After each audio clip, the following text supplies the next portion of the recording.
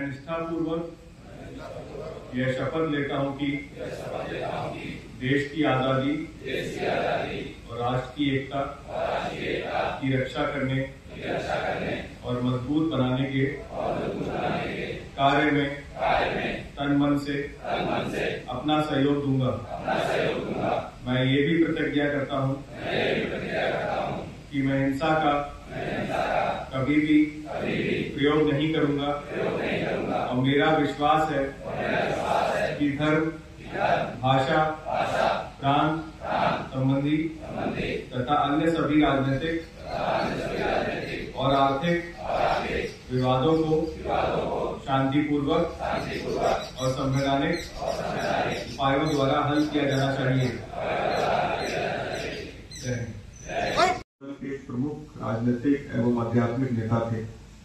वह सत्याग्रह के माध्यम से अत्याचार के प्रतिकार के अग्रणी नेता थे। उनकी इस अवधारणा की नींव संपूर्ण अहिंसा के सिद्धांत पर रखी गई थी, जिसने भारत को आजादी दिलाकर पूरी दुनिया में जनता के नागरिक अधिकारों एवं स्वतंत्रता के प्रति आंदोलन के लिए प्रेरित किया। प्रतिवर्ष 2 अक्टूबर को उनका जन्मदिन भारत में गांधी जयंती के रूप में एवं पूरे देश में अंतर्राष्ट्रीय अहिंसा दिवस के रूप में मनाया जाता है। इनका जन्म 2 अक्टूबर सन 1869 में कोलकाता के पोरबंदर नामक स्थान पर हुआ। पूरा नाम मोहनदास करमचंद गांधी था तथा इनके पिता श्री करमचंद गांधी तथा मां श्रीमती पुतलीबाई थी। हम इस वर्ष इनका 156वां जन्मदिवस मना रहे हैं।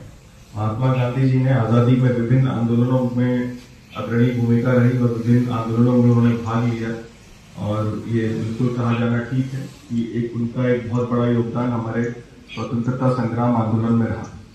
महात्मा गांधी जी ने सादा जीवन, उच्च विचार, मितव्ययिता, नैतिकता, भाईचारा तथा सर्वधर्म समभाव जैसे आदर्श जीवन मूल्यों को अपनाने की प्रेरणा दी।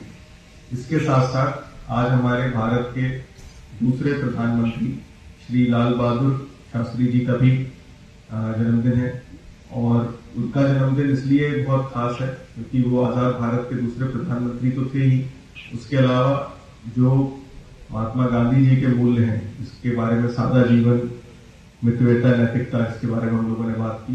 इसका लाल बहादुर शास्त्री जी ने बखूबी उन्होंने दिखाया कि इसको हम लोग कैसे एक इतने बड़े पद पर रहते हुए, देश के प्रधानमंत्री के पद पर रहते हुए उन्होंने जो चीजें की और जिस ईमानदारी और नैतिकता के से उन्होंने ये पद चलाया, वो वाकई में बहुत इम्पोर्टेंट है।